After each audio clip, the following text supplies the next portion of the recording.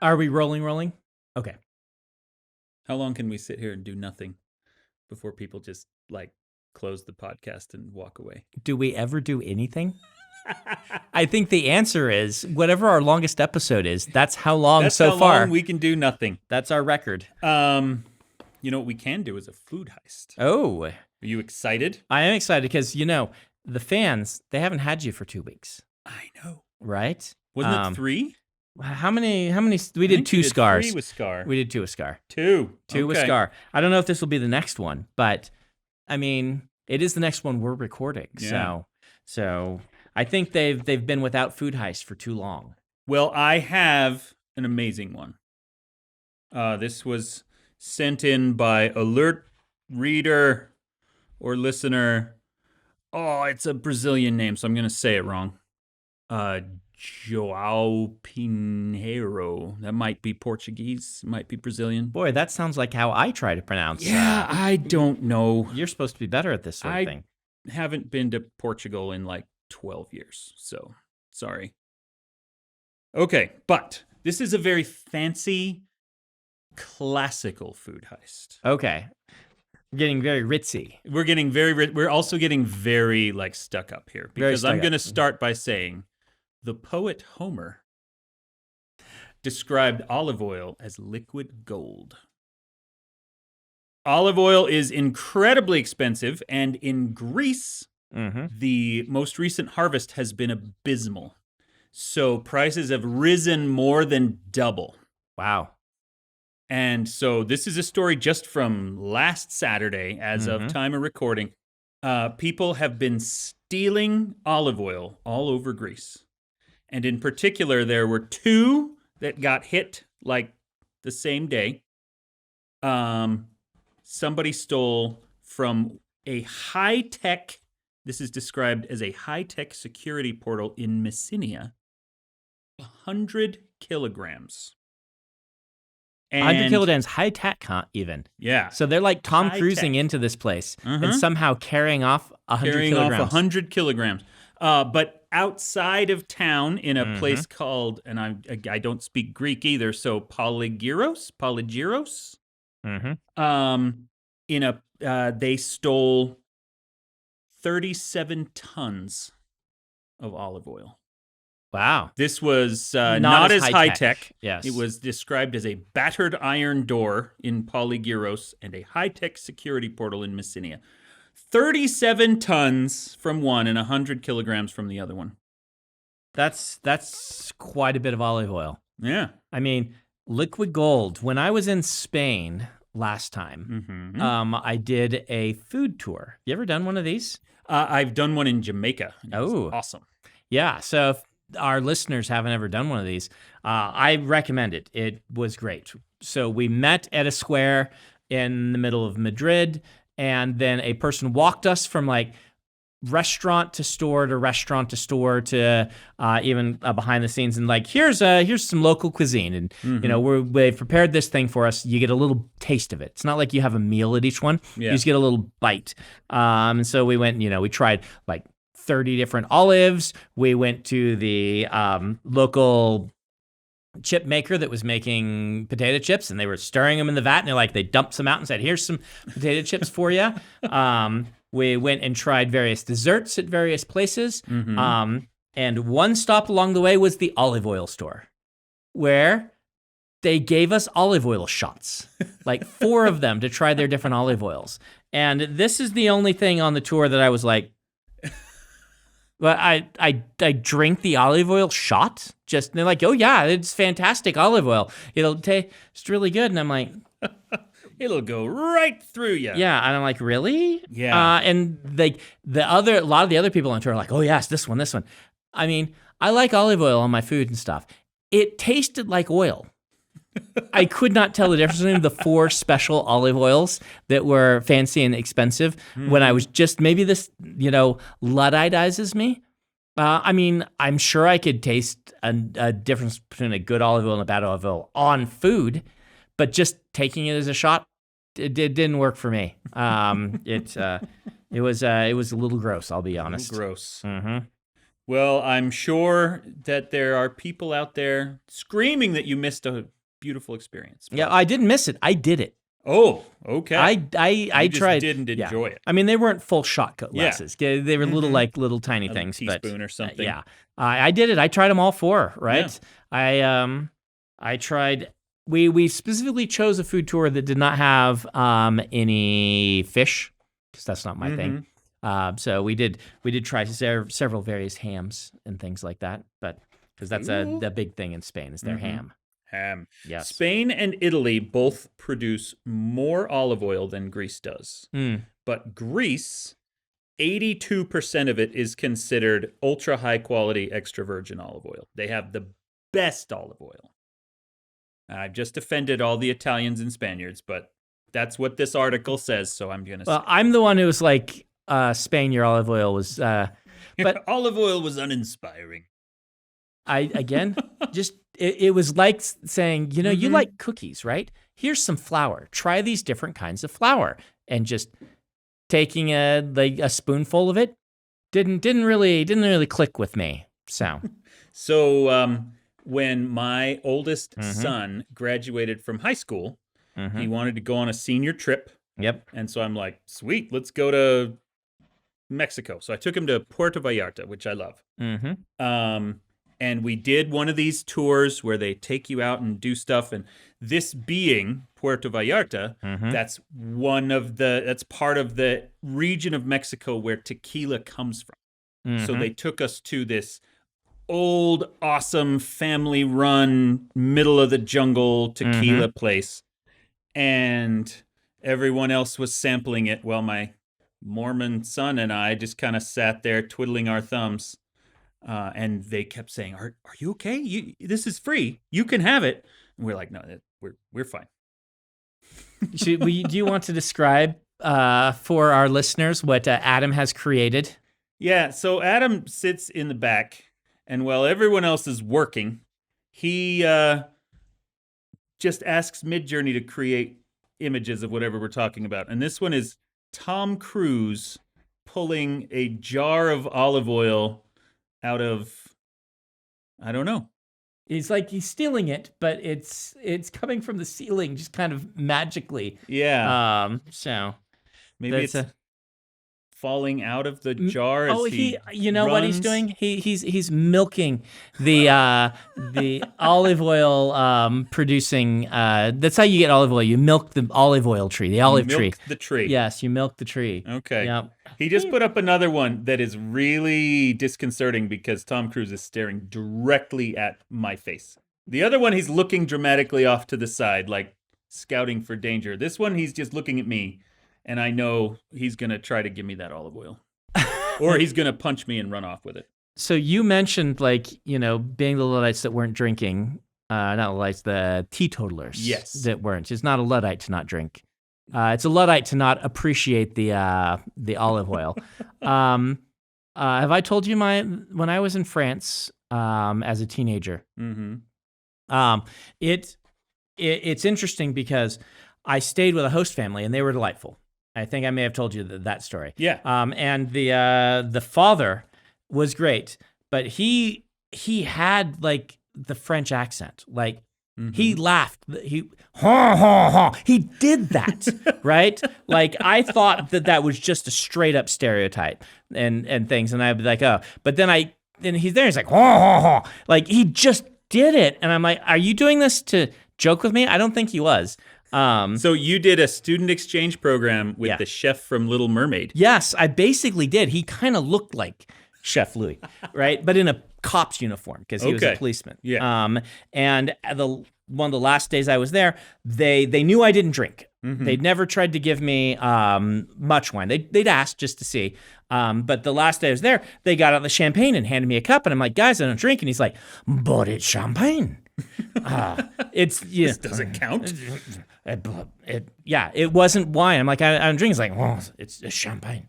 And was baffled, just genuinely baffled, because in his that was like handing me Sprite. right? Yeah. That wasn't alcohol. That was champagne. Totally different thing. Completely different thing. So, and I'm 17, so there's multiple reasons that I don't want to be having my first drink. But yeah, I will say for olive oil, before we leave this topic, a chef in Spain, very nice man who runs some very nice restaurants and happens to be a fan of the books, gave me some of his olive oil, and I put it on food, and it was delicious. Okay. I just didn't try to drink it straight. So, Spain does have good olive oil. His olive oil was really good. Yeah. And it was like 4 varieties, and I could taste the differences when I put it on the food. There was like a lemon infused one and some things like that. But yeah. Okay. So I'm not completely worthless. But shots of olive oil, maybe not my thing. So the year before, I think, the pandemic, it might have been 2 years before, I went to the Guadalajara Book Fair. Okay. Which was awesome, and I loved it. I love Mexico. But Guadalajara, again, is like where tequila comes from. And so everywhere I went, I did school visits, I did interviews with people. Pretty much everyone I met gave me a bottle of tequila or rum. Right. And I don't drink. And so I wanted to make sure that I was incredibly gracious and thank you so much. This is so kind of you, because it is a really heartfelt and genuine gesture. And I didn't want to be the jerk who's like, I don't drink. So I took them all and just had like a row of 20 bottles or whatever it was in my hotel room and ended up just giving them to the hotel staff. But yeah. I think the last bottle of wine I was given, I gave to Mary Robinette. Oh, well, there you go. We were both at a convention, and I'm like, she has experience with being a wine connoisseur. Maybe she'll find that this is good wine. Yeah. Awesome.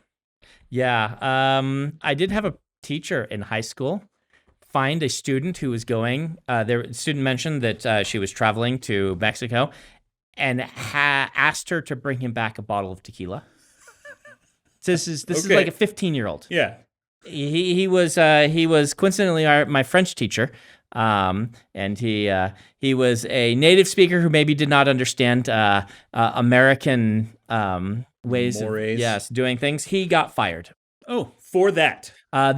Partially for that, and nothing. He didn't do anything terrible, but there were multiple instances like that. Like him crossing boundaries. He came to school and was selling jackets that his cousin had shipped into the U.S. at cheap, and he's like, he was selling jackets to the students, and he asked students to bring him tequila. And this is when you were in high school. So, he so is this asking. Was pre 9/11, you could just bring bottles of whiskey onto planes. Nobody cared. And so, asking a 15-year-old to buy you a bottle of tequila and bring it to you at school. Yeah. That's a little weird. Yep. So. All right. Well, speaking of people giving people things, you see these big boxes that I have? I see these big boxes. I've heard rumors. Yes. Of what's happening here. So first of all, I apologize. You sent this to me, dear listener, and it's been like a month and a half. And that's because I was not here last time we recorded. And so this has had to wait. Basically, somebody watched the episode where you were opening all the cool Magic the Gathering, Lord of the Rings stuff, and felt bad for me. So he sent me a bunch of stuff to open in front of you. This is my just desserts. This is absolutely an appropriate way to approach this. Yeah. So Dawn has already gone through all of this stuff to make sure that there's nothing like perishable in it, or I'm not going to pull out a bunch of porn or whatever. But I have no idea what's in any of these things. This is definitely a box, but I don't know. What are we going to talk about while I open this I can tell you, my kids, I have kind of, in some ways, ruined them. Because, I like a good dad joke. I like the Fast and the Furious Highway Heist board game. A cooperative strategy game. So, of course it's cooperative because we're family. Oh, man.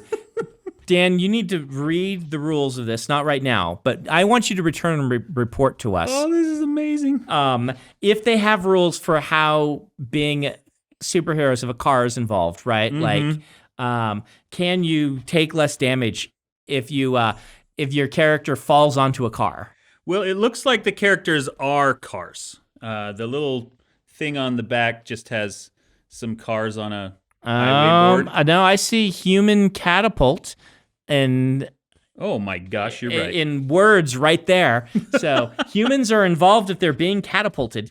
And I mean, that's a good sign that if you land on a car after you've been catapulted, that maybe your human will not die. Okay, so the first sentence of the description on the back is, get ready for an exciting new mission, playing as Dom, Brian, Letty, Roman, and the rest of Team Toretto on a harrowing high-speed heist. That's not bad. No, that is not good. This person needs to write headlines for people who steal hot dogs. All right, but you were saying you've ruined your kids for something? I've ruined my kids because I like dad jokes, right? Mm-hmm.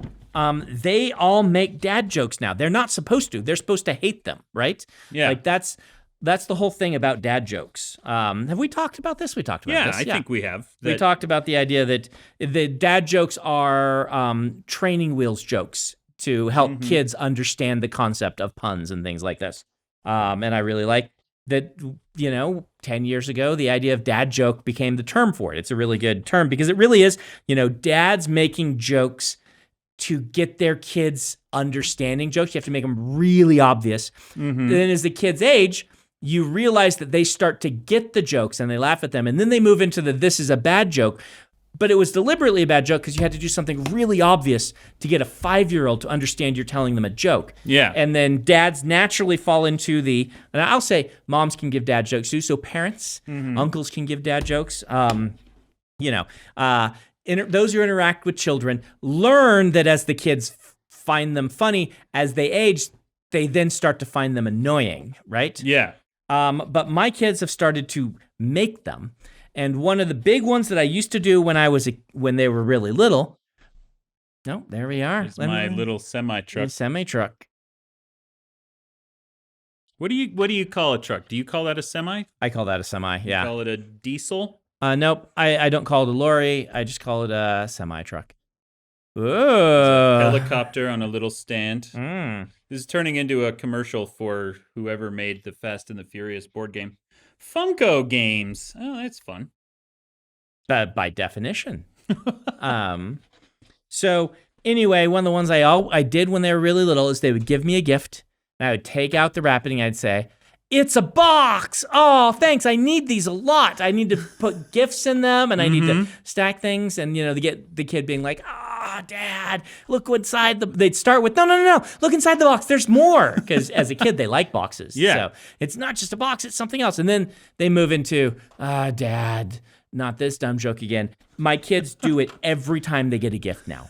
Every one of my 3 children, they get a gift, they take out the wrap, and they say, "It's a box!" And the other 2 are like, "It's a box, yay!" They've gone back because they make the joke. So you were saying, it's a box. Well, yeah. It's a box. It's a box.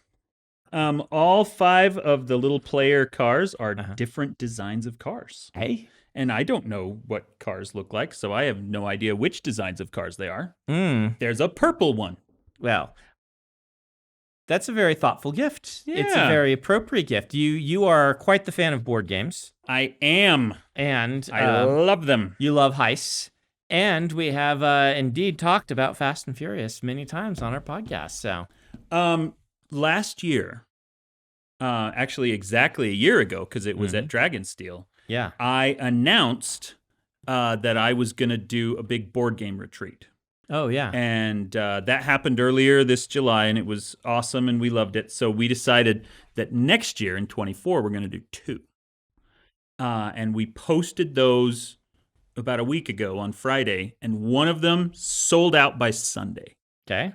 But I will absolutely take this to those board game retreats. Yep, I expect awesome. A full report on how good a game it is and how ridiculous it is. Because if it's good but not ridiculous, I'll be disappointed. You play it. You're not. I don't know when, because you good don't luck. have time. Becky's right there. Schedule a time when I can make him play the Fast and the Furious board game. I've told you before, I was pretty disappointed in the Discworld board game. It was a good design and a good game, but it wasn't funny. Yeah. Right? And I can maybe see their problem.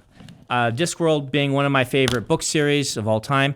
Lots of adaptations of Discworld have problems in that if you remove the Pratchett from Discworld, it just becomes weird. Yeah. And the board game had the same problem. It was just weird rather than funny. But, you don't have Terry to write stuff for you. I can see just being like, well, we're just going to do it about the world and the characters. But then that just doesn't quite work. Without the wit.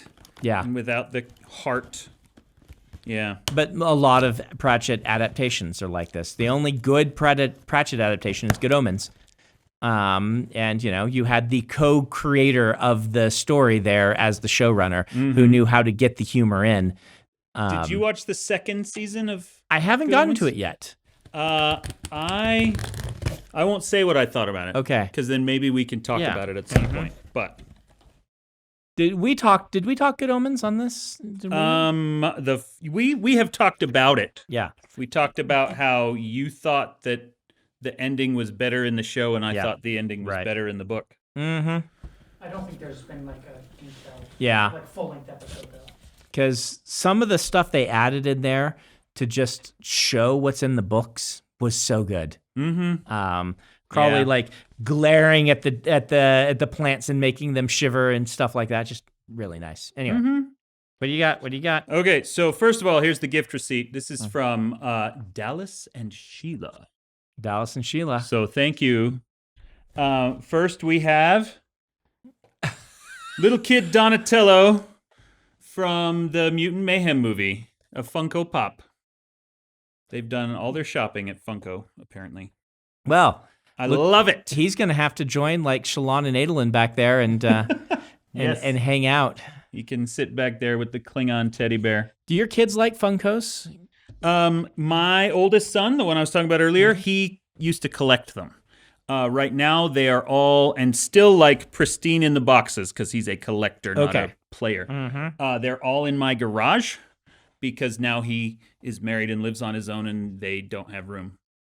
But he has a pretty extensive collection, and I go out of my way when I go to a Comic-Con or something to see if I can find something awesome for him.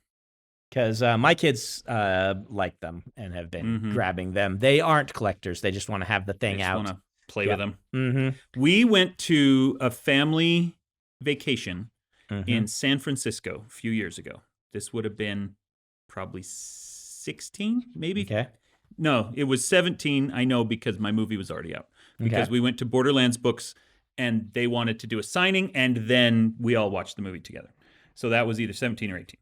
Anyway, while we were walking around, there's all the little tchotchke gift shops all over downtown San Francisco.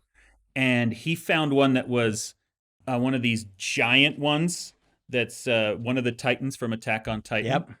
And he was so excited. It was a really good deal on it.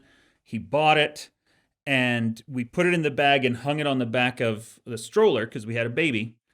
And then we had taken the baby out to eat lunch or something, and a huge gust of wind blew the stroller down and just windmill slammed the bag with the Titan into the ground. And it's no longer pristine and pretty, and he was not happy about that. I'm sorry. It's a tragic story. Tragic story of loss. I know. Yep. A timeless, tragic story of loss. My son did just get, it wasn't a Funko Pop, but it was one of these other things. He got a little plushie, I think, or figurine of the Turtle Pope from Elden Ring that I dressed up as last year. So nice. Okay, so this looks like another Funko. Okay. Based on the I hope it's The Rock. It's not. Okay. But it's amazing. Okay. This is one of those like specialty ones. Is it the Beargler? It is Dia de los Muertos Batman. I didn't know they even made these. That is so cool. Wow. I currently have 7 skulls in my office upstairs. This will look wonderful next to them. So, Yeah, because the only Funko that I have actually went to Emily. It's a Funko of me because you can do custom ones. oh, You can buy a blank Funko and then do your own customization. Funko sells those, and so they made a Brandon Funko. okay. I'm holding a little Cosbyr book. They meaning like The fan who Kathy bought or it, Oh, the fan. who bought it, gave it to me at a convention, bought a blank one, and made a Brandon Funko. That's so cool. Mm-hmm. I Actually, I have love 2 it. because someone made me a Zeth also. A Zeth Funko. Yeah, a That Zeth from sounds Stormlight amazing. Archive. Yeah. I love it. So if you're listening, whoever gave me the Brandon and or the Zeth Funko, thank you. Okay, here's one more Funko, and this might be the greatest Funko Pop ever created. It is a ding dong with legs and a face and a bite out of it. Wow. Okay. Okay. Oh my goodness. How many times am I going to accidentally try to eat this in my office? And here, I lied to you. I just remembered I have a third Funko. You have a third Funko. I have Jace the Mind Sculptor.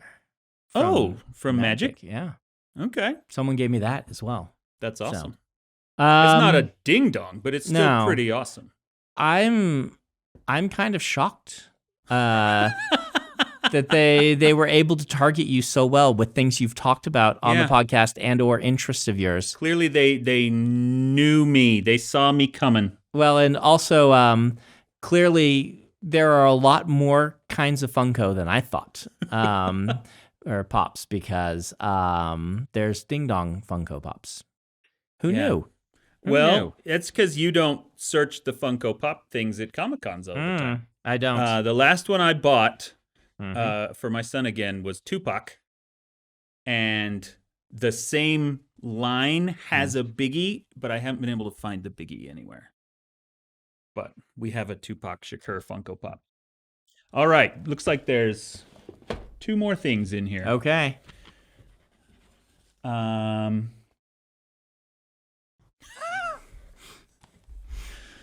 Thundar the Barbarian on Blu-ray. And the thing that's exciting about this is that Peter, Yes. his kind of big online nickname that he used to use all the time, and I think he still does, I've seen him use it on is occasion still. Ookla the Mock. Yes. Though it's not based off of Ookla the Mock, the character from Thundar the Barbarian. It's not? It is based off of Ookla the Mock, the folk singing group who based their name Okay. off of Ookla the Mock. That's, So he is that's the most Peter thing. he's several generations removed Okay. from Ookla the Mock. He's carrying on. Yes, because That is Ookla the Mock right there. Yep. This kind of Chewbacca guy riding a horse. Yep, and there's Or it's apparently not really a horse, but a filk group called Ookla the Mock. I don't doubt that. I actually know that because in college he sent me links to a bunch of Ookla the Mock songs. So that is the most Peter thing ever. So. Mm-hmm. Yeah, naming yourself after a filk group that's named after a... What was Thundar the Barbarian? Was that like a minor niche cartoon? I remember watching it. It was. I want to say it was same group as Space Ghost, or something like that. Same era as Space Okay. Ghost. Before. But way before Space Ghost. No. Space Ghost is. So you're thinking of Space Ghost, the character. Oh, from you're right. I'm thinking of Coast to Coast. Coast to Coast. So Space Ghost was revived, and they used the Yeah. old animations from an old Hanna-Barbera. Is this Hanna-Barbera? It's Warner Brothers, so probably.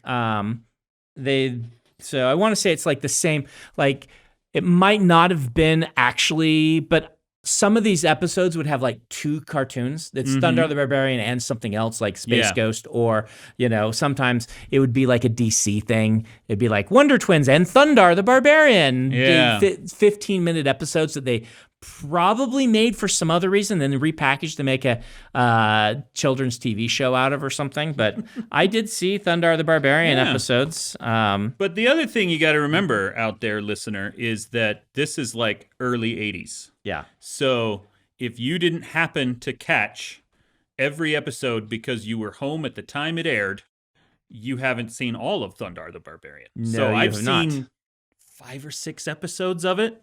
There's 21 episodes, and I now own them all. Isn't Thundar the Barbarian also in space? Like, isn't it a science fiction barbarian show? It's like a post-apocalypse show. Oh, that's right, because the moon is shattered in half, right? Mm-hmm. Yeah, that's what it is. So it is science fiction, but it's post-apocalyptic. So it's fantasy, sci-fi combo. Mm-hmm. No surprise at all that you and I and Peter, all exactly the same age, grew up watching this thing and geeked out about it. So awesome. Thank you for that. This is what I'm going to make. The staff watch with me in the Windrunner Theater. Our next movie night is going to be Thundar the Barbarian. We haven't done a bad movie night. We have not. Since Yo-Yo Girl Cop. Since Yo-Yo Girl Cop. I think that Yo-Yo Girl Cop was so bad that we haven't needed any more of that flavor in a while. Have done several good movie nights. Yes. But we haven't done a bad movie night. You and I have been planning for, I don't even remember how many months. To see RRR. To watch RRR. When am I watching that now? You told me I'm watching it. Next month. Next month. The week before Dragonsteel. Week before Dragonsteel. I don't know exactly which day. We just I don't have think to that's been decided get yet, it on my schedule so I don't schedule something on top of it. Yep. So. Was there one more thing? You said there was one more thing. There's one more thing in the box, but what? Might be a good idea. Could that be the live recording of the podcast? Tell everyone to go watch RRR so you guys can discuss it at a convention. That could be that could be good. Yeah. I don't know. I mean, if you get me on, I'll have watched it. If you so that can be our live episode. I don't know. We get live a little even extra silly. Yeah. And maybe RR isn't the best thing to discuss live when we're, when we're going off topic at the slightest provocation. Yeah. So every year at the convention, I do a movie night where people can watch a movie with me. And we tried to get the rights to RRR this year, and we couldn't. Yeah. Too Which big is probably a deal. good because it's a 3-hour movie. Yeah. What are you watching? We are going to watch Sing Street, which is an indie Irish movie that I love. I have never even heard of it. It's awesome. It's about a kid who, in order to impress a girl, he pretends to be in a band, and she calls his bluff, and then he has to actually form a band in order to keep it going. And it's wonderful. Nice. I love it. All right, one thing left in here. It is Fast and the Furious Legos. Wow. Mm-hmm. Okay. So this looks like the same black car that is in the board game. That's a black car. So whatever kind of car this is, a Dodge. Is it a Charger? It is. It's a Dodge Charger. So, and then there's a little Lego guy of Dom. Nice. Dom and his Charger. Well, that was very cool. This was honestly way more thoughtful and insightful than I thought it would be. I was really hoping for ridiculous dumb things, and it's actually just dumb. Full of cool stuff. Yeah. I need to come up with a dumb one to send you myself. Ooh, should we do that? That one live? We could do that one live. I'll make a bag of stupid stuff for you, and you make a bag of stupid stuff for me, and we'll open them. Okay, I can do that. I might enlist Ben's help, so you can't do so. I've already called Ben. Okay. Ben's my second for the duel. Okay. We could do the beard handoff live too. I'm not gonna hand off the beard till I have to. Okay. Yeah. Mm-hmm. Yep. So wonderful. Well, speaking of Fast and the Furious, yep. It is important that our listeners know that you went on a writing retreat. I did. And you were trying very hard to be responsible and write. And you did write a bunch. I did. And it was a very successful retreat. It was. But I, partially as a bid to distract you and ruin your writing retreat, I wrote up a bunch of Magic the Gathering mechanics for a hypothetical set based on Fast and the Furious. Did that steal any of your time, or did you just go, I will look at this later? I did. I will look at this later because I was on. Yeah, so I haven't even looked at it yet. Oh, still? Still haven't. Oh, I will. Well, but I haven't yet. Suffice it to say that it is brilliant. Well, very good. Thank you to Dallas and Sheila, for these surprisingly thoughtful gifts. I have made Brandon feel as small and unimportant as he made me feel when opening all his presents. How's that, Ben?